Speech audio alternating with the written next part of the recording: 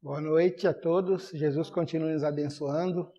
Hoje, dando sequência ao estudo aí, o Evangelho segundo o Espiritismo, nós vamos tratar do tema do egoísmo, que são os itens 11, 12 e 13 aí do capítulo 11 do Evangelho segundo o Espiritismo, amar ao próximo como a si mesmo. Então, esses itens aqui tratam do egoísmo. É aquela parte já onde os espíritos dão comunicação ali, né, as comunicações dos espíritos, mensagem dos espíritos, tratando desse tema. A primeira é de Emmanuel, depois vem do espírito de Pascal, e depois vem um espírito chamado Espírito Protetor de Cracóvia. É o teor dessas mensagens que é tratado esse tema aí, o egoísmo, né?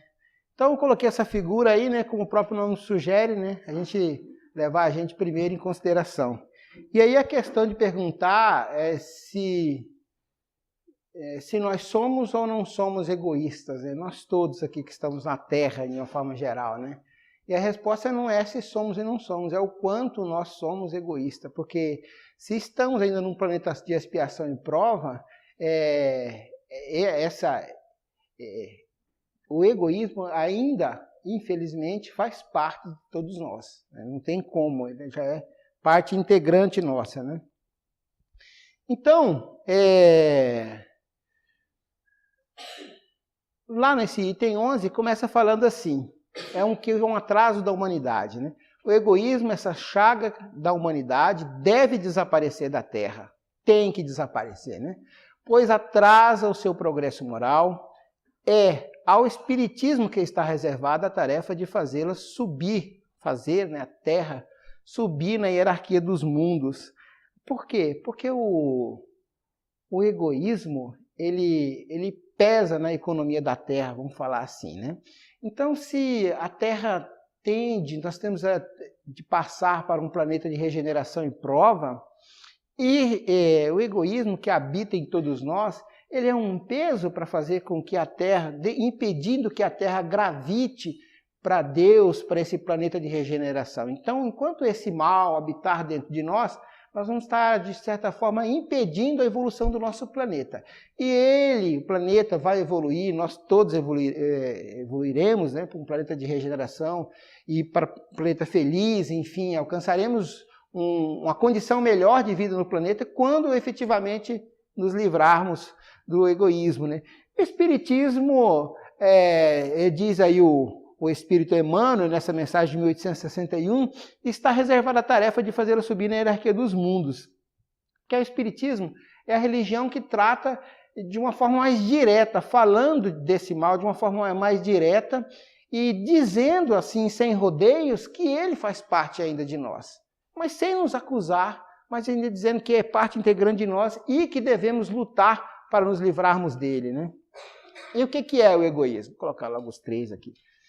Então a gente sabe, quando a gente olha para nós mesmos em primeiro lugar, olhar para si mesmo em primeiro lugar, agir em benefício próprio acima de tudo, de qualquer coisa, né? Lá no Nordeste tem um ditado assim, né? Farinha pouca, meu pirão primeiro, né? É o ditado mais egoísta que tem, né?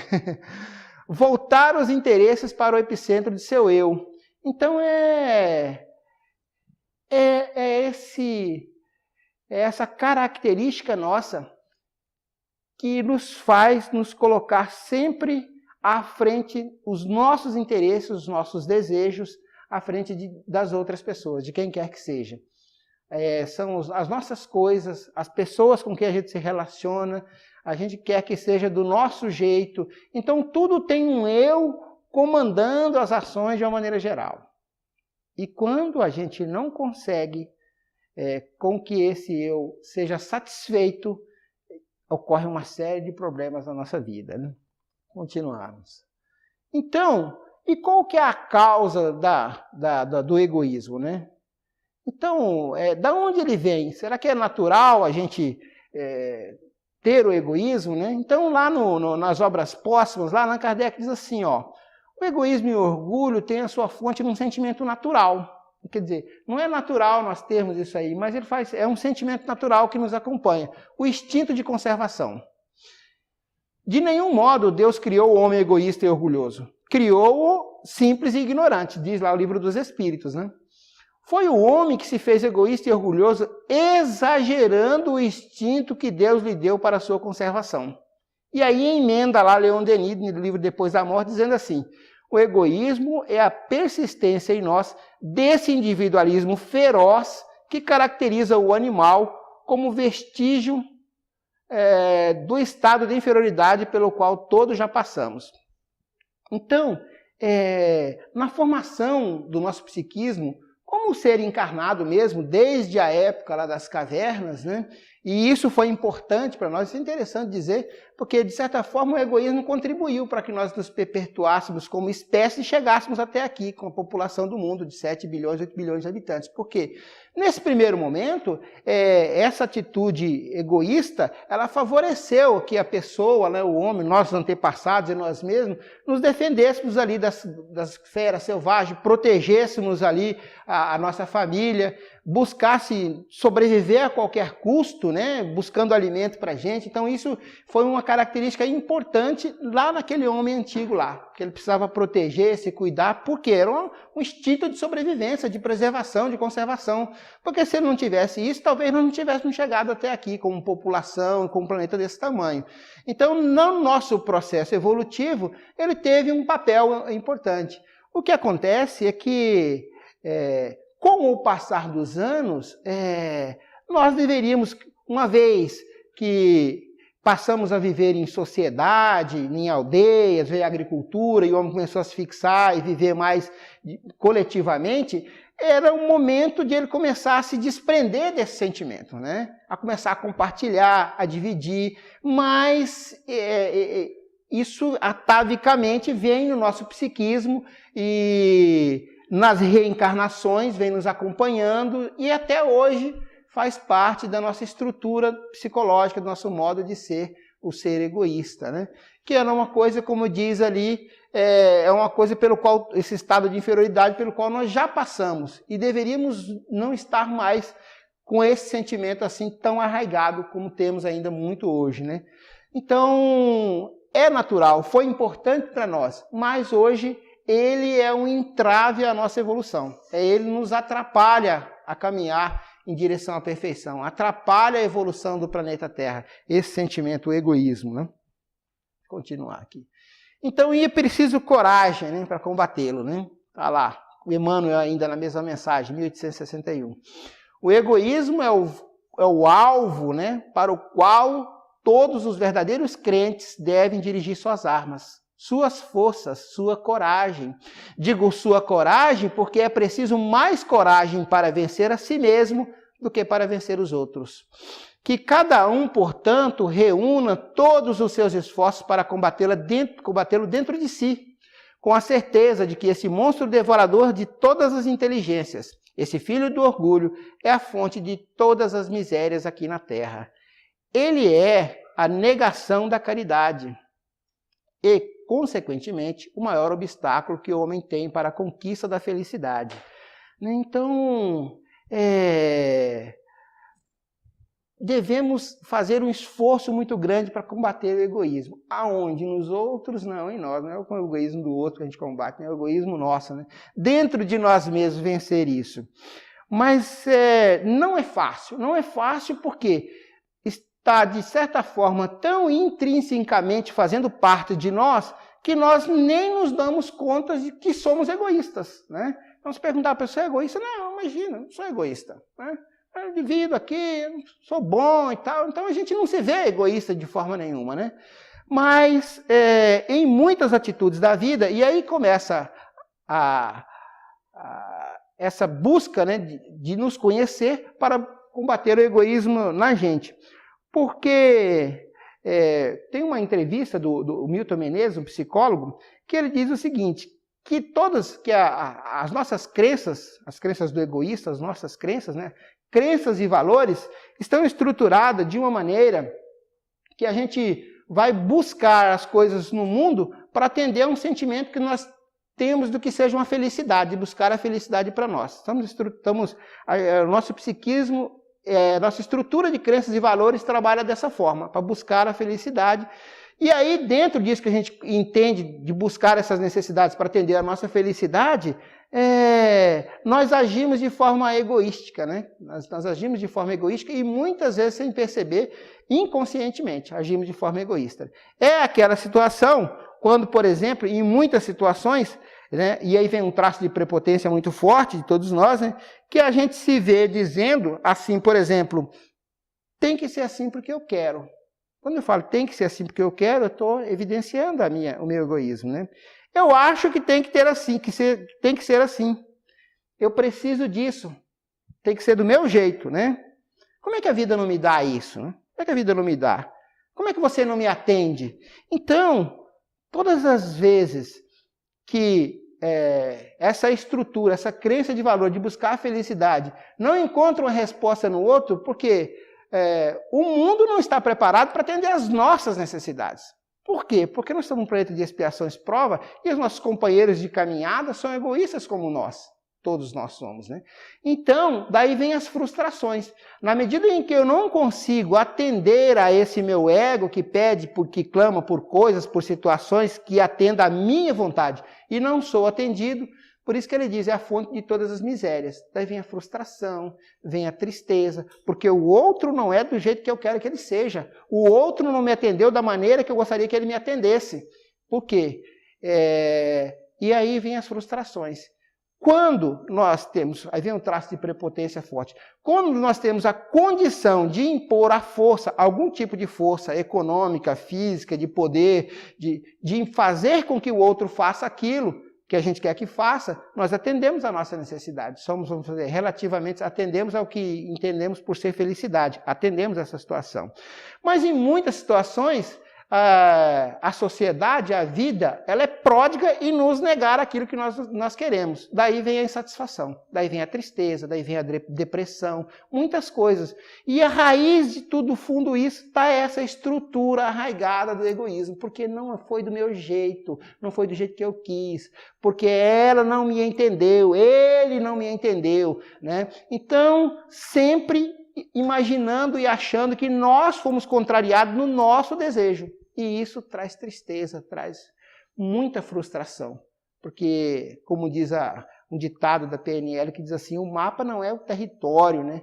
Então a gente vê o mundo e as pessoas de uma maneira, mas a maneira que a gente vê não é a maneira real como elas são de fato. A maneira que a gente vê por esse filtro do egoísmo que nos faz enxergar todas as coisas, o filtro do egoísta, né? Do querer para si, do querer do seu jeito, de querer para os seus, de não querer abrir mão de muita coisa. E isso causa sofrimento e causa dor. A maioria dos sofrimentos da Terra, a grande maioria, todas as misérias e os espíritos são causadas por essa frustração, esse desejo não atendido, ou atendido à custa do sofrimento dos outros, quando a gente impõe a nossa vontade em cima do nosso semelhante, que é o egoísmo de uma forma assim mais exacerbada. Ou então, cometendo ilícitos para atender o nosso egoísmo, né? Fazendo coisas erradas, né? Para atender o quê? O nosso desejo, a nossa vontade de conquistar, de conseguir, de consumir, enfim, o eu primeiro em todas as coisas, né? Então, todas as misérias, diz lá, né? Todas as misérias aqui na Terra têm como causa esse sentimento não atendido nosso, ou atendido prejudicando as outras pessoas, né? Continuamos lá. E que consequências isso traz, né? Já falamos um pouco desse egoísmo. Insatisfação, porque deseja ter sempre mais e isso não tem limites. Uma das coisas. Vazio existencial, né? Tristeza profunda, depressão, não sou atendido nos meus desejos, né? Não consegui o que queria. Incapacidade de se relacionar. Por quê? Porque os outros não são do jeito que eu quero que eles são. Eu gostaria que as outras pessoas fossem igual a mim, que atendessem os meus desejos, que tivessem os meus gostos, que gostassem de ouvir as minhas músicas, que gostassem do mesmo tipo de comida que eu gosto. E quando isso não acontece, a gente tem essa incapacidade de se relacionar. Nós não gostamos dos outros. Não gosto de fulano. É chato. Não fui com a cara desse daí. Não gosto dessa comida. O que ele come não me atende. Então tudo no outro não nos atende, porque não é igual do jeito que a gente quer. E aí vem a incapacidade de se relacionar. Repressão dos sentimentos de amor e de fraternidade. A pessoa se fecha, naturalmente, né? E é a inconsciência de uma vida interna e eterna. Isso é bacana, né? Então a gente tem toda uma vida interna da qual nós não conhecemos. Nós não olhamos para dentro para saber, para identificar esse monstro feroz, devorador de todas as inteligências, como diz os Espíritos, que habita dentro de nós. Ao não fazer esse olhar interno para identificar esses traços egoístas dentro da gente, nós estamos desconhecendo essa vida interna, esse universo interno que todos temos dentro de nós, né? E não sabemos como somos, né? Conhece-te a ti mesmo, né? Não estamos nos conhecendo. E é a vida eterna, né? Entender que essa vida aqui, ela é um estágio, é uma passagem, né? Como diz o pessoal, estamos passando uma chuva aqui. Né? Nós voltaremos, nós somos eternos, eternos no sentido de teremos outras vidas, não vamos morrer efetivamente, não se acaba tudo nesse plano, porque o sentimento do egoísta é de que tudo se acaba aqui e devo usufruir aqui nesta vida tudo que eu puder, do jeito que eu quero, sempre, né? O eu está na frente. Então, o desconhecimento, essa inconsciência dessa vida interna e eterna. E o medo de perder o que possui leva à desconfiança em relação aos amigos, conhecidos e ao isolamento. Então, além de fazer os outros sofrer, o egoísta também, quanto mais esse sentimento é forte dentro de nós, mais nós sofremos também. Causa sofrimento e dor para nós.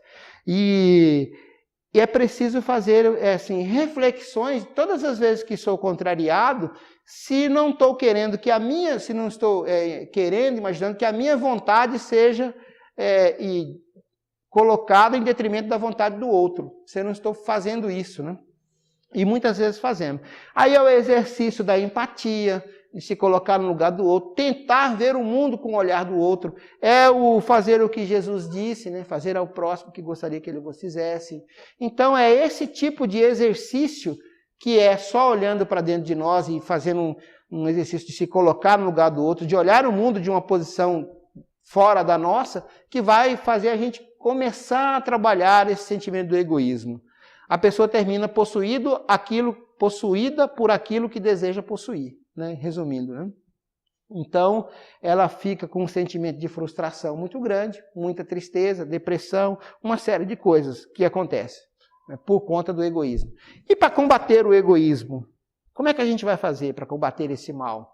Ele diz lá, esse já é o espírito protetor de Cracóvia, né? Diz assim: sim, meus filhos, é inútil que o homem, insaciável de prazeres, procure se iludir sobre o seu destino nesse mundo, pretendendo ser lícito para ele se ocupar unicamente com a sua felicidade. Sem dúvida, Deus nos criou para sermos felizes na eternidade. Entretanto, a vida terrestre tem que servir exclusivamente ao aperfeiçoamento moral, que mais facilmente se adquire com o auxílio dos órgãos físicos e do mundo material. Sem levar em conta os tormentos comuns da vida, a diversidade dos gostos, dos pendores e das necessidades, é esse também um meio de se aperfeiçoarem, exercitando a caridade. Com efeito, só a poder de consentimentos e sacrifícios mútuos podem conservar a harmonia entre elementos tão diversos. Então, coloquei ali aquela foto ali com pessoas de diversas características e diversas expressões. Ele está dizendo assim que no final de tudo, viver num mundo com tantas pessoas diferentes de nós, cada um criado de um jeito, com uma cultura, com uma maneira de pensar, de viver e de sentir, né? É preciso que a gente só há poder de consentimento e sacrifícios mútuos, de consentimento, de abnegação, de concessão, para que a vida em sociedade, para que a vida em família, né, tenha harmonia e a gente comece a combater efetivamente o egoísmo dentro. Então essa vida de relação, esse atrito do viver na casa espírita, no trabalho, na família, está todo o tempo, né, principalmente com as pessoas com as quais a gente mais convive, que é quem mais a gente se atrita, né? Estar fazendo o exercício do perdão, do sacrifício mútuo o tempo todo, né? O tempo todo fazendo esse exercício aí. Mas às vezes a gente pensa da seguinte forma: tá, eu vim aqui na palestra hoje, eu posso começar isso, mas meu companheiro, companheira, meu colega de serviço não escutou isso. Eu vou fazer sacrifício e concessão, vou perdoar, vou entender, vou ser tolerante e indulgente. Mas ele não vai. Eu vou ficar de besta na história, né? A gente pensa dessa forma assim, né? Então, aquele que doa, aquele que cede, ele nunca perde, né? Ele nunca perde. Sempre o exercício do perdão, da tolerância, do entendimento, deixa para lá, não vou fazer isso. Esse exercício sempre é um ganho para nós. Embora possa não parecer no primeiro momento um ganho, sempre é um ganho. Nós estamos nos reforçando, trabalhando a nossa estrutura psicológica para suportar coisas maiores. Então, a pessoa difícil, o cônjuge difícil, o companheiro de trabalho, a pessoa no trânsito difícil, ele, de certa forma, é um instrumento que Deus nos coloca na nossa vida, na nossa caminhada, para que sirva para que a gente comece a trabalhar esse sentimento do egoísmo e outros também sentimentos ruins que fazem parte da nossa estrutura psicológica ainda e que muito nos atrasa, né? Continua ainda no combate ao egoísmo aí. Se os homens se amassem com mútuo amor, a caridade seria melhor seria praticada. Mas para isso seria preciso que se esforçassem para largar essa couraça que cobre os corações. Uma couraça, né? A fim de se tornarem eles mais sensíveis aos sofrimentos alheios. A rigidez mata os bons sentimentos. O egoísmo é a abnegação da caridade, é a negação da caridade. Ora, sem a caridade, não haverá descanso para a sociedade humana. Digo mais, não haverá segurança.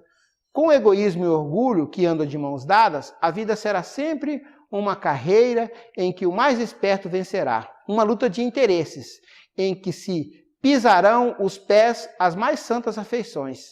Pisarão os pés as mais santas afeições. E que nem sequer os sagrados laços da família merecerão respeito.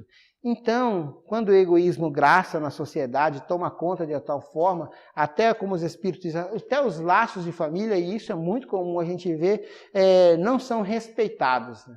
Então, essa estrutura egoísta que faz parte da gente não nos deixa respeitar nem mesmo os laços da nossa família, né? E ele é a negação da caridade. Então, começa-se a combater o egoísmo praticando a caridade, né? É a prática da caridade, é o exercício da caridade que é esse primeiro passo no combate ao egoísmo. Vamos ver ali. Ali coloquei Madre Teresa alimentando uma criança, né? Contudo, terão razão em afirmarem que a felicidade se acha destinada ao homem nesse mundo, desde que o homem a procure não nos gozos materiais, e sim no bem. A história da cristandade fala de mártires que se encaminharam alegres para o suplício. Na sociedade atual, para serem cristãos, não se faz necessário nem o sacrifício da crucificação, nem o sacrifício da vida, mas única e exclusivamente o sacrifício do próprio egoísmo, do próprio orgulho e da própria vaidade. Triunfarão se a caridade inspirá-los e se a fé sustentá-los. Então, para combater o egoísmo, nós só temos que fazer um sacrifício, né? Não precisa ser queimado na fogueira, ser um mártir, como ele diz ali, basta simplesmente fazer um sacrifício do nosso próprio egoísmo. E como é que se faz isso, né? Eu coloquei um retrato ali que representa uma pessoa que penso que é uma das mais importantes, né, assim, um espírito luminoso, né, que é Madre Teresa ali alimentando, sacrificou a sua própria vida em prol daquilo que ela acreditava que é fazer o bem, tratar as pessoas, cuidar das pessoas, né? Então, ninguém precisa também virar Madre Teresa nesse mundo, né? Mas penso que sacrificar os nossos interesses pessoais, ou sacrificar o próprio egoísmo, começar a combatê-lo, é simplesmente atender aos convites que a vida nos proporciona de deixar um pouco de pensar em nós e pensar no nosso semelhante. Como é que se faz isso? Essa casa aqui é uma possibilidade, é uma oportunidade de a gente começar a entender o outro, a trabalhar em prol de nós mesmos.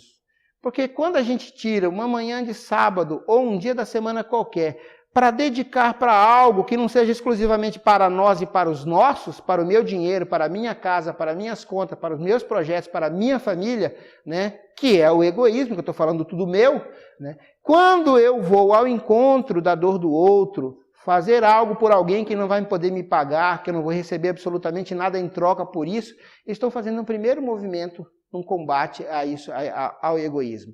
E aí começa-se devagarzinho, né? Embora de maneira calculada e com a razão ainda tomando conta, não é um sentimento natural fazer o bem e agradar as pessoas, é algo que a gente é forçado, a gente tem que fazer de uma maneira consciente, né? Às vezes com preguiça, com uma vontade de vir, mas vindo por uma obrigação moral. E é nesse processo, devagarzinho, que a gente começa a trabalhar o egoísmo dentro da gente, né? Praticando a caridade, que é a entrega sacrificar os nossos próprios interesses pelo interesse de outras pessoas, sem esperar absolutamente nada em troca, né?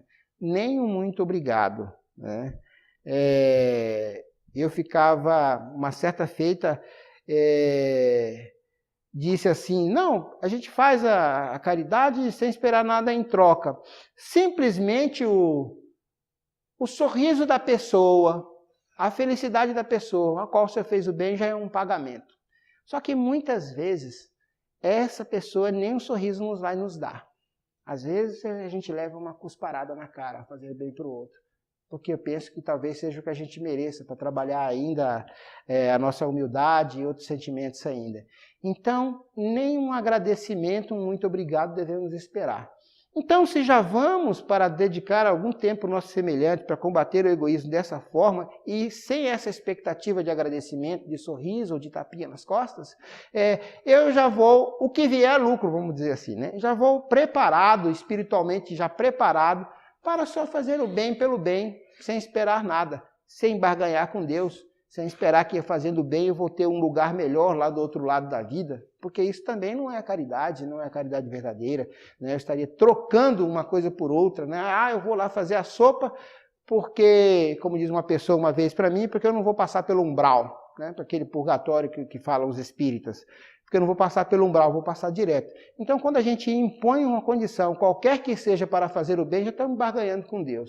Já não é por aí, já está errado, já tem que começar a estudar de novo. É absolutamente não esperar nada em troca. Às vezes somos até maltratados pelos próprios companheiros de caminhada, que não nos entendem a maneira de ser, uma hora ou outra é ríspido e nos maltrata, aqui na casa espírita mesmo, ou no outro ambiente qualquer, e a gente vai ficando resiliente a tudo isso, e vai passando por tudo isso, e trabalhando os nossos sentimentos, e tentar ver, porque às vezes a pessoa que nos maltrata é a pessoa que está mais doente do que nós, né?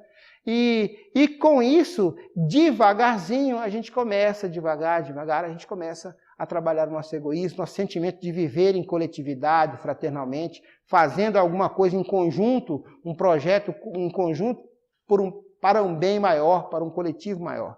Que é uma estrutura como essa aqui, por exemplo, que nos dá essa possibilidade de fazer isso, né?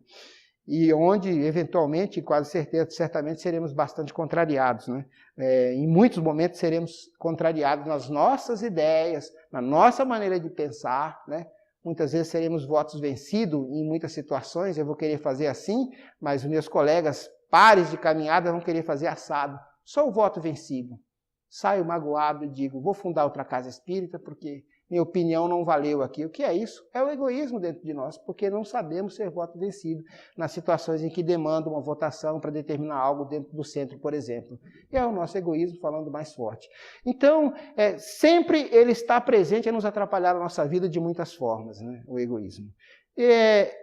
E penso que a melhor forma de combatê-lo é começar devagarzinho fazendo a caridade pelo nosso semelhante, da maneira que nós pudermos fazer, né? Não necessariamente se filiando a uma instituição como essa. Mas aqui é um começo, porque tem um trabalho estruturado pronto para a gente começar a ser feliz aqui na Terra. É só vir aqui e se oferecer para o trabalho, que tem muita coisa para fazer, tem muita gente aí, muita criança esperando um sorriso, um abraço, um carinho, uma conversa, às vezes que não recebe nem dos pais em casa. E a gente pode proporcionar isso e ser um pouco mais feliz ainda nessa vida.